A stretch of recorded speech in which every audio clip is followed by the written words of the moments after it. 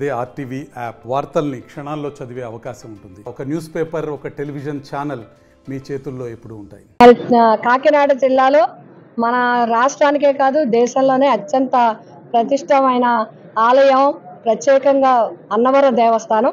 అన్నవరం నుంచి చాలామంది దేశంలో ఉండే ఎన్నో ప్రాంతాల నుంచి ఇక్కడ వ్రతం కోసం స్వామివారిని మొక్కుకొని రావడం జరుగుతుంది. మనందరికీ తెలుసు, వివాహమైన గృహప్రవేశమైన ఏ కార్యమైనా సరే సత్యనారాయణ వ్రతం లేకుండా స్వామివారి వ్రతం చేసుకోకుండా ఏ కార్యక్రమం పెట్టరు. కార్యక్రమం అనంతరం కూడా స్వామివారి వ్రతమే చేసుకుంటారు అందరూ.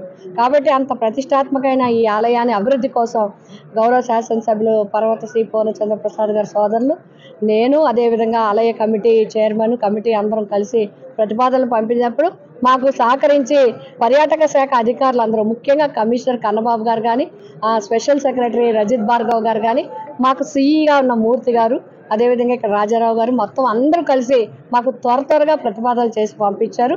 అందులో 50 కోట్లు మనకి బోర్డు అప్రూవల్ చేసింది. అయినప్పటికీ కూడా మరి ఈరోజు ఎన్నికలు అవి వచ్చాయి కాబట్టి త్వరితగతిన ఫస్ట్ విడతగా 20 కోట్లు ఇవ్వడానికి ప్రతిపాదనలు ఇమ్మని చెప్పారు.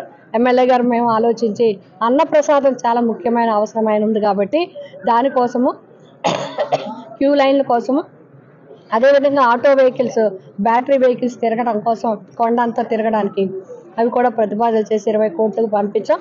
అందరి అదృష్టం ప్రధానమంత్రి గారి చేతుల మీదుగా వర్చువల్గా ఈరోజు ఫౌండేషన్ అవుతుంది.